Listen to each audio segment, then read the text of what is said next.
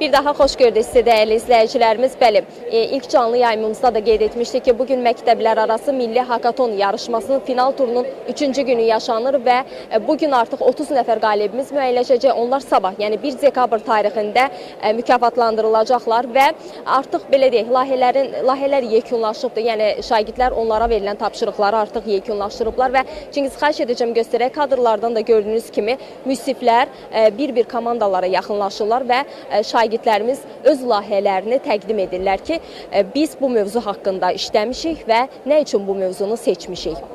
Və siz kadrlardan da görürsünüz və məlumat üçün bildirim ki, yarışmada həm yerli, həm xarici müsiflər iştirak edirlər.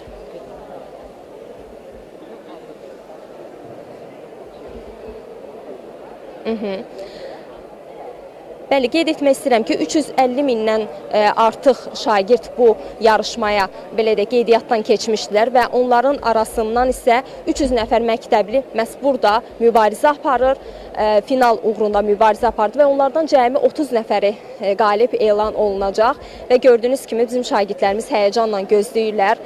Biz də onlar qədər ən az həyəcanlıyıq ki, görək qalib kim olacaq və təbii ki, sabah onları mükafatlandırma mərasimi olacaq. Həm şagirdlərimiz öz aralarında belə deyək də layihələrin müzakirəsini edirlər. Eyni zamanda bir daha qeyd etmək istəyirəm ki, müsiflər bir-bir masalara yaxınlaşırlar, komandalara yaxınlaşırlar və onların layihələr haqqında məlumat alırlar ki, son nəticə artıq bu mərhələdən sonra bəlli olacaq.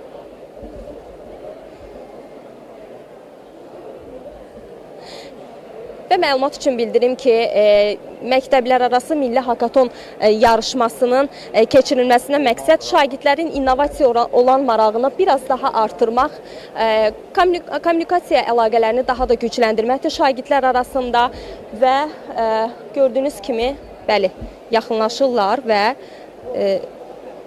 belə deyək, şagirdlər öz layihələri haqqında məlumat verirlər müsiflərə və təbii ki, onlar da qeydiyyat apardıqdan sonra son nəticə bilinəcək.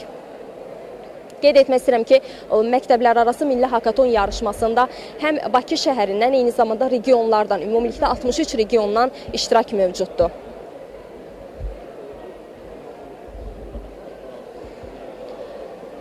Bəli, bizdən isə hələlik bu qədər. Bir daha qeyd etmək istəyirəm ki, tapşırıqlar, yəni şagirdlər onlara verilən tapşırıqları artıq sonlandırıblar və artıq o tapşırıqların, belə deyək, tapşırıqlara baxırlar bizim müsiflərimiz və son nəticə ondan sonra bilinəcək. İndidə bütün qalibləri təbrik edirik və biz də ən az, yenə deyirəm, onlar qədər həyəcanlıyıq ki, görək qalib hansı komandalar olacaq. Uğurlar, bizdən isə hələlik bu qədər.